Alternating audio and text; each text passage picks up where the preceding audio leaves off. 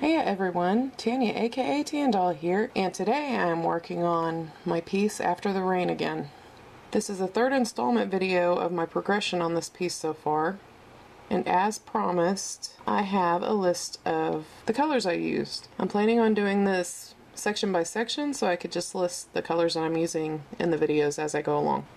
I use white, pink, processed red, and crimson red for this area, the red area. And I also use some dark purple to add some shadow around the raindrops. And I use my Aquarelle White 101 pencil for blending. I'm just going in here and I am adding some highlight streaks. And then I dab out all of the blotchy areas to make smooth blends with my Aquarelle. As I go along, I add color back in where I need it, because sometimes it takes too much out. And again, I'm sorry for the lighting. I tried to find a different angle for my light, and if it didn't cause this weird disco light thing going on, then I wouldn't have enough light to work. Eventually, hopefully, I can figure out a way to put my lamps that won't be so distracting. It'll get better whenever my hand is further down on the piece of paper. It doesn't reflect as bad. Yeah, you can see it a little bit better. I'm actually dabbing out some of that red because it was very blotchy. This is how I always work on hair. I think I've mentioned before, it's very stylized, but it's my preference. And there I go, adding some raindrops, like where I think I'm going to have them. Laying out some lines for the hair, going back in, adding color and taking it back out. Putting my highlights down, trying to figure out where I'm laying out everything. And then I go back to blending, and it's like, I usually keep my Aquarelle pencil very, very sharp, and I lightly tap the pencil onto the paper.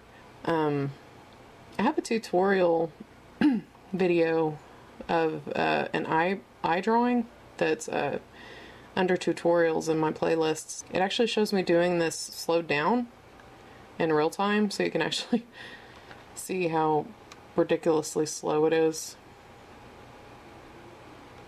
If y'all ever have any questions about my process, please leave them, because I'm so used to doing it.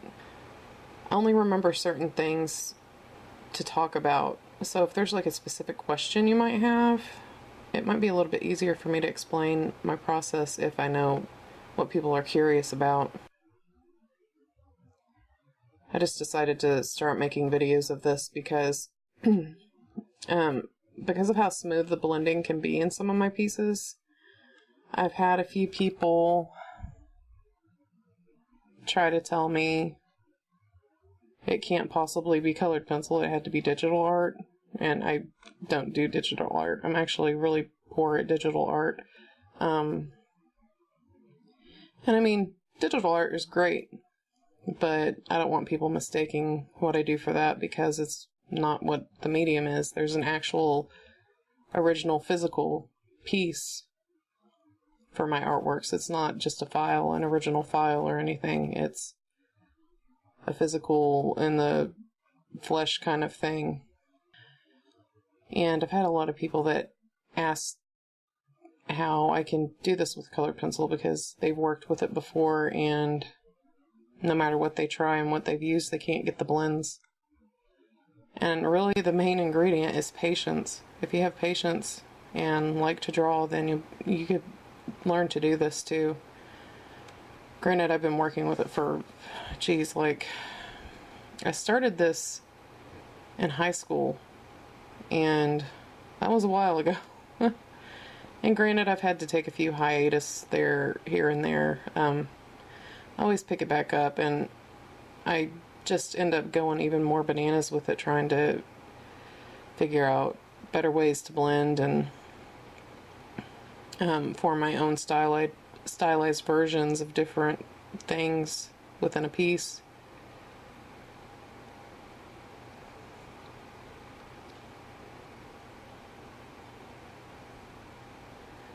And for the raindrops, I just kind of pulled out of my head what I remembered about them.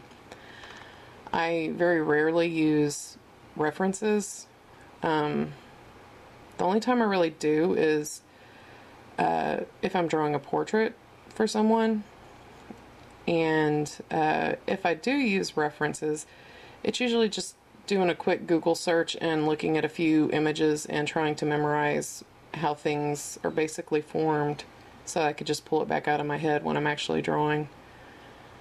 Using a reference constantly, actually, I find very irritating. That's why I don't do the realism thing too much. A couple of years ago, I was trying to do a little dessert drawing, and it just ended up frustrating me because I hated having to just constantly look at a picture. It just was boring for me, so I added a silly face to it.